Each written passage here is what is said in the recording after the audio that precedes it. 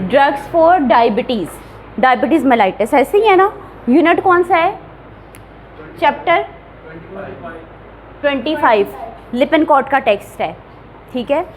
Diabetes mellitus. अच्छा, diabetes, थोड़ी सी patho को देख लेते हैं। डायबिटीज़ क्यों होगी? अभी का sugar level increase, glucose level increase हो गया, ठीक है। एक इसकी रीज़न आगे जी, ग्लूकोज का लेवल इंक्रीज हो गया, ओके। और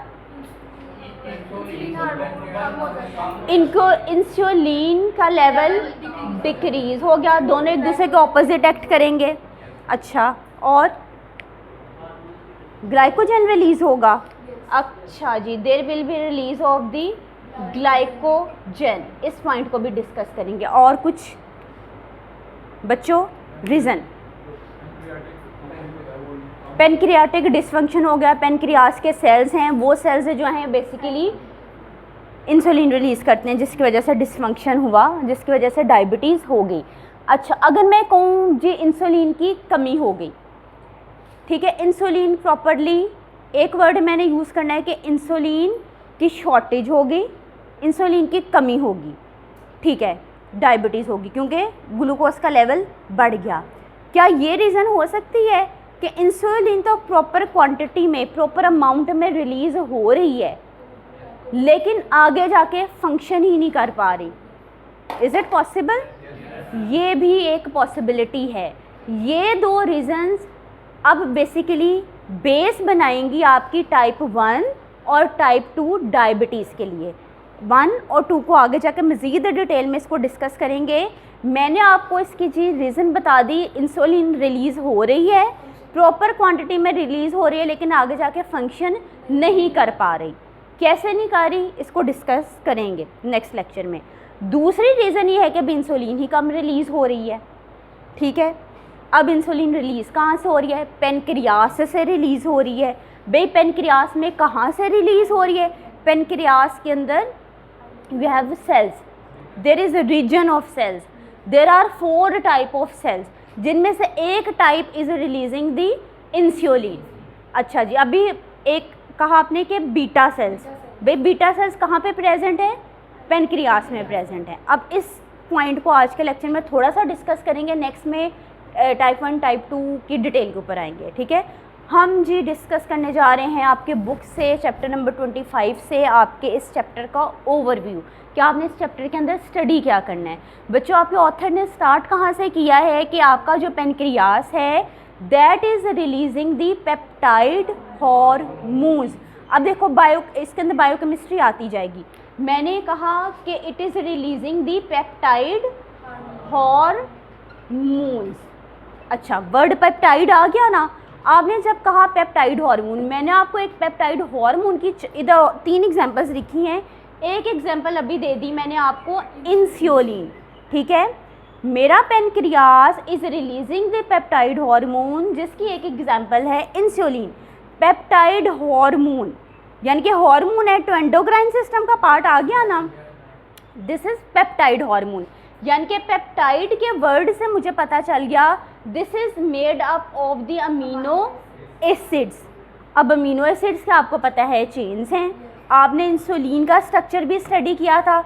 इंसुलिन का मॉलिक्यूलर वेट जब आपने बायोकेमिस्ट्री में स्टडी किया होगा दैट वाज दी 5808, ठीक है, that was it's molecular weight. लेकिन भाई इसको हम इग्नोर करते हैं, हम आते हैं जी, इसको हमने पेप्टाइड हार्मोन क्यों कहा? Because this is made up of the amino acids. इसके अंदर जी अमीनो एसिड से कंपोज है। अब जी इसका एक्चुअल स्ट्रक्चर क्या है? आपके इंसुलिन के अंदर यू हैव 2 चेन्स, 2 चेन्स इसके अंदर आ रही हैं। एक चेन का आपके पास नाम है ए चेन, दूसरी आपके पास है बी चेन। इन दोनों चेन्स में you have the amino acid. जो आपके पास ए चेन है इसके अंदर 21 अमीनो एसिड्स हैं। जो बीटा चेन है, बी चेन है, उसके अंदर you have the 30 amino acid. Total कितने अमीनो एसिड्स आ गए? 51। इसलिए आपके ऑथर ने कह दिया this is the peptide hormone. अच्छा जी, क्योंकि इंसुलिन को क्यों डिस्कस किया? क्योंकि हम डायबिटीज़ डिस्कस करें। मज़ीद एग्जांपल्स आपके ऑथर ने पेप्टाइड हार्मोन्स की क्या लिखें कि पेनक्रियास जो है पेप्टाइड हार्मोन्स रिलीज़ करता है। फॉर एग्जांपल कौन कौन से, insulin, then you have the glucagon, then you have the somatostatin. कौन कौन से मैंने बोले हैं इधर, इंसुलिन, ग्लूकागोन एंड सोमेटोस्टेटिन। अच्छा जी, ये 3 डिफरेंट तरह के आपके पास हार्मोन्स हैं, पेप्टाइड हार्मोन्स है जिसे पेनक्रियास रिलीज़ कर रहा है। अब हर एक हार्मोन को एक डिफरेंट सेल की टाइप रिलीज़ करेगी। मेरे पेनक्रियास में एक रीजन है जिसको मैं कहती हूँ that is the islets of Langerhans, जिसको मैं कह दूँगी आइलेट्स ऑफ लैंगरहैंस। अब ये क्या करेगा बेसिकली, इसके ऊपर जी ये मेरे पास एक रीजन है जिसको मैंने कह दिया आइलेट्स ऑफ लैंगरहैंस। इसके अंदर आपकी बुक पढ़ने से ज़ाहिर हो रहा है कि जैसे 3 तरह के सेल्स हैं जो कि 3 हार्मोन्स को रिलीज़ करेंगे। मैं आपको बताने जा रही हूँ इसके अंदर you have the 4 type of cells. जो 4th टाइप ऑफ सेल्स है उसका फंक्शन अभी तक हमें मालूम नहीं है, ठीक है। अब जी ये 3 तरह के सेल्स जो आपके आइलेट्स ऑफ लैंगरहैंस में हैं, कौन से हैं? First one is the beta cell. Beta cell क्या रिलीज़ करेगी आपको पता है जी, this will release the insulin. Then you have the alpha cells. Alpha cells क्या रिलीज़ करेगी? This will release the glucagon. एक आपके पास 3rd टाइप आ गई that is the delta, that is the delta. Delta आपके पास क्या रिलीज़ करेगा? डेल्टा आपके पास रिलीज़ करेगा सोमेटोस्टेटिन। मैंने आपको जो 4th टाइप बताई जिसका आपको फंक्शन अभी तक अननोन है, these are the C cells, these are the C cells. बच्चों आपके पेनक्रियास ने ये 3 तरह के पेप्टाइड हार्मोन्स रिलीज़ किए। इन 3 तरह के हार्मोन्स के release will be by different cells. ये cells are basically are present in the islets of Langerhans जो कि एक रीजन है आपके पेनक्रियास का। इसमें से बीटा सेल्स ने इंसुलिन रिलीज़ की और अल्फा ने ग्लूकागोन रिलीज़ की और डेल्टा ने सोमेटोस्टेटिन को रिलीज़ कर दिया। अब जी नेक्स्ट स्लाइड के ऊपर जब आप आओगे आपके ऑथर ने लिखा है दीज हार्मोन्स, यानी कि हम इन तीनों की बात करने जा रहे हैं। These hormones play an important role in regulating metabolic activities of the body, particularly the glucose homeostasis। आपके ऑथर ने यहाँ पे एक बात कंक्लूड कर दी कि ये तीनों के तीनों जो आप हार्मोन्स पढ़ने जा रहे हैं आपके ग्लूकोज के लेवल को कंट्रोल करेंगे। अब जी अब ये तीनों के, अभी तक तो आपको इंसुलिन का क्लियर था ना कि इंसुलिन है, इंसुलिन कंट्रोल कर रहा है ग्लूकोज को। नहीं जी, आपके ये तीनों के तीनों हार्मोन्स ने क्या करना है? इंसुलिन के लेवल्स को कंट्रोल करना है। अगर मैं ग्लूकागोन की बात करूं, अच्छा अभी थोड़ी देर पहले समरीन ने क्या कहा था कि डायबिटीज़ क्यों होती है कि इंसुलिन का लेवल डिक्रीज़ हो जाता है, ऐसे ही है ना? क्यों होती है? ग्लूकोज का लेवल इंक्रीज़ हो जाता है। क्यों होती है? किसका लेवल बढ़ जाता है?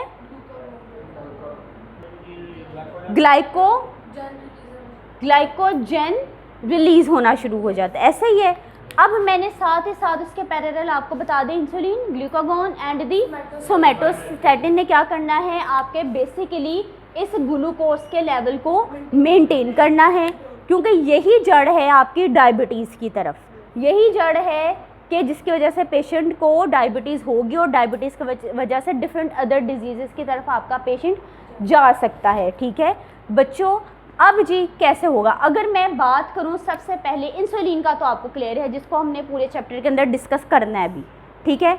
मैं दूसरे हार्मोन के ऊपर आ जाती हूँ दैट इज़ दी ग्लूकागोन। अब ग्लूकागोन क्या करेगा? इसने लीवर के अंदर एक फंक्शन परफॉर्म करना है।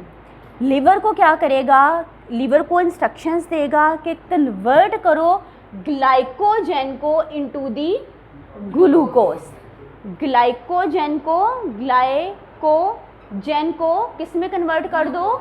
ग्लूकोज में। ग्लूकोज का लेवल बढ़ गया, ठीक है। क्या ग्लूकागोन ग्लूकोज को कंट्रोल कर रहे हैं? कैसे कंट्रोल कर रहे हैं? आपके लिवर को इंस्ट्रक्शंस दे रहा है, उसे कह रहा है कि भाई कन्वर्ट करो ग्लाइकोजन को इनटू दी ग्लूकोज। इसका आपने फंक्शन याद कैसे रखना है? ग्लूकागोन, ग्लूकोज जा चुका है, ठीक है, ग्लूकागोन, ग्लूकोज जा चुका है, ग्लूकोज आपके पास नहीं है, मेरे बॉडी को ग्लूकोज चाहिए। ग्लूकागोन ने क्या किया, ग्लाइकोजन को ग्लूकोज में कन्वर्ट कर दिया, ग्लूकोज वापस आ गया, ठीक है। अब जी और इसके अलावा ये कौन कौन से फंक्शंस करेंगे, अच्छा ग्लाइकोजन से क्या बन गया आपके पास, ग्लूकोज, ग्लूकोज की फॉर्मेशन के प्रोसेस को क्या कहते हैं,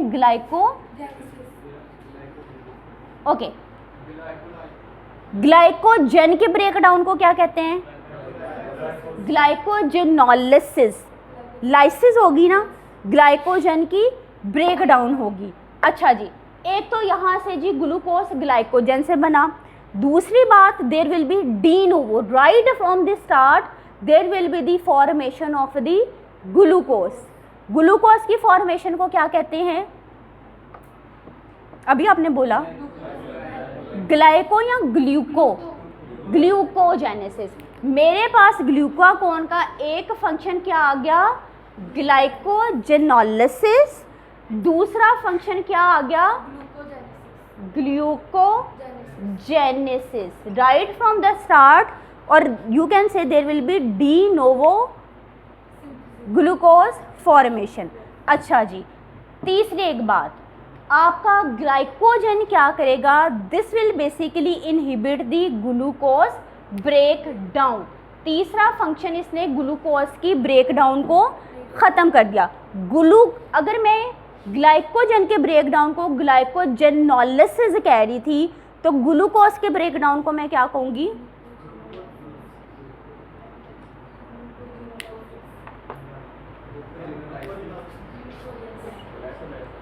glycolysis, this will inhibit the glycolysis.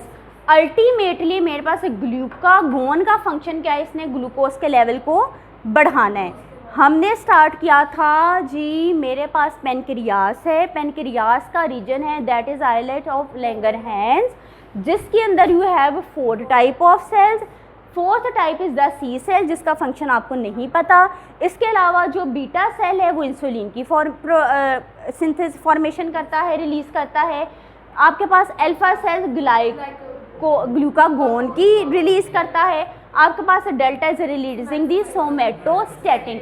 आपके ऑथर ने कहा ये तीनों के तीनों basically are affecting the glucose level, glucose की हीमोस्टेसिस को कंट्रोल कर रहे हैं। कैसे जी, insulin is opposite to the glucose, लेकिन glucagon is in favour of the glucose.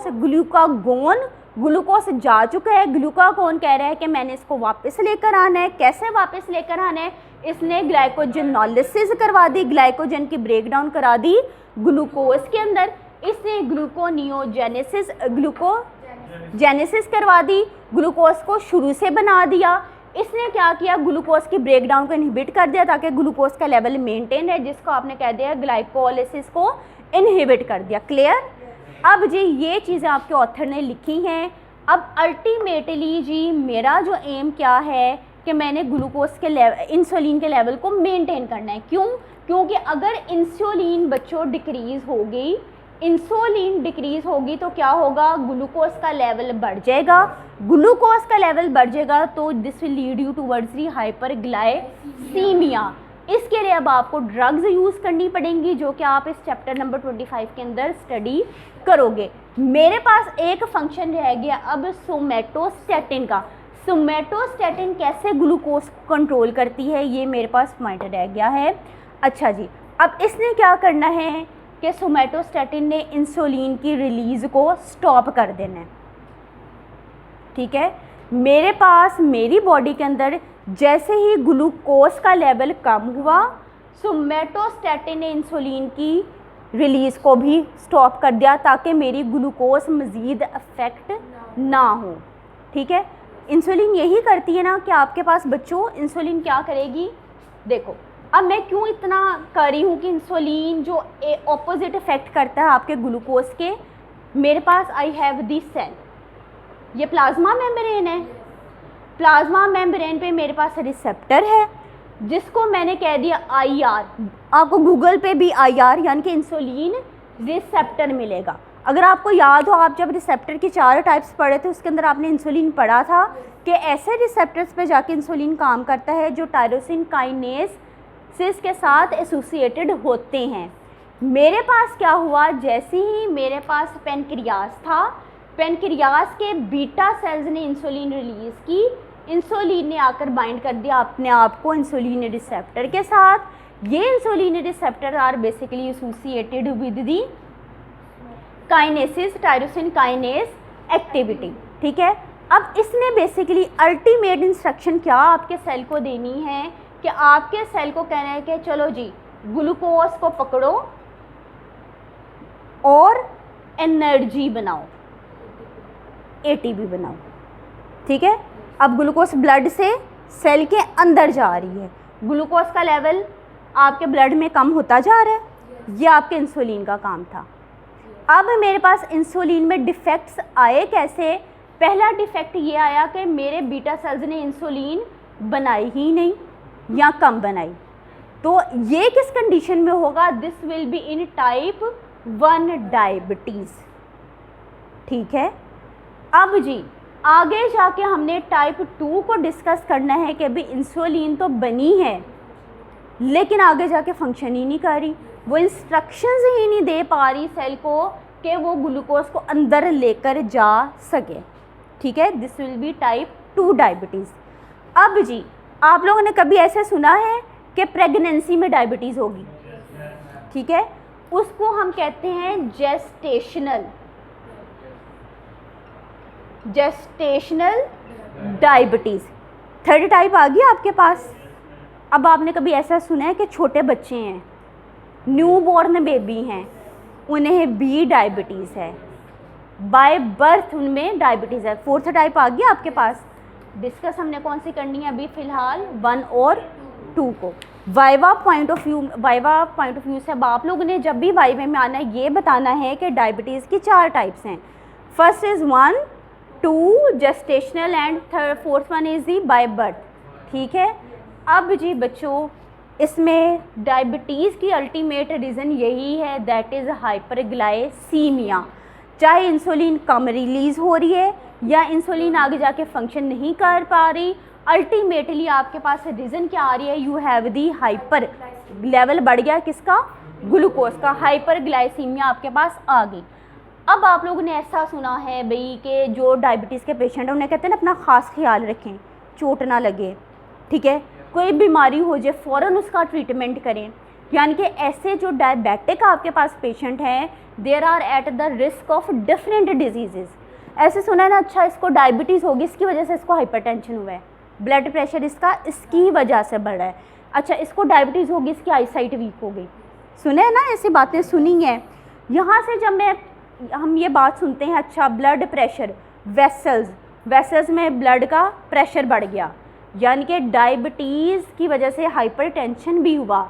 मेरे पास रीज़न आ गई, डायबिटीज़ क्या करेगी कि मेरे हार्ट को इफ़ेक्ट कर सकती है, डायबिटीज़ मेरी ब्लड वेसल्स को इफ़ेक्ट कर सकती है, ठीक है, किडनीज़ को इफ़ेक्ट कर सकती है। मेरे पास ये जो डायबिटीज़ है, अगर मैंने अभी देखा ना ब्लाइंडनेस होगी, मेरी जो आइज़ की नर्व्स हैं उनको डैमेज कर सकती है।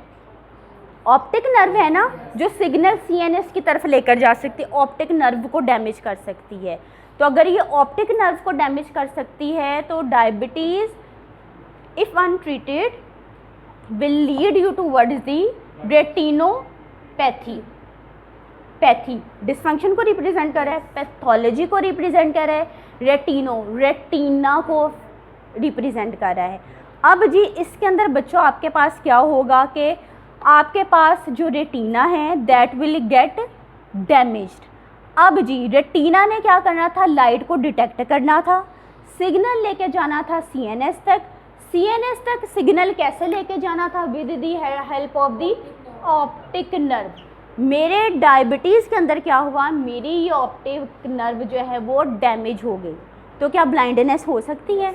आईसाइट वीक हो सकती है? डिफरेंट रीजन इसके आ सकते हैं। तो आपके ऑथर ने कह दिया अगर आप डायबिटीज़ को ट्रीट नहीं करते, उसके लिए मेडिकेशन नहीं लेते, तो this will lead you towards the retinopathy. Retino में रेटिना को रिप्रेजेंट कर रहा है, patho means pathology disease condition को रिप्रेजेंट कर रहा है। देन ये this can lead you towards the nephropathy. आपकी किडनीज, नेफ्रॉन्स डैमेज हो सकती हैं। अब मुझे कैसे पता चलेगा डैमेज हो गई हैं? भाई जब आप यूरिन एनालिसिस करोगे तो उधर आपको एल्ब्यूमिन का लेवल बढ़ा हुआ मिलेगा। डिफरेंट टेस्ट हैं, फिलहाल अब मैंने आपको कह दिया एल्ब्यूमिन का लेवल बढ़ा हुआ मिला।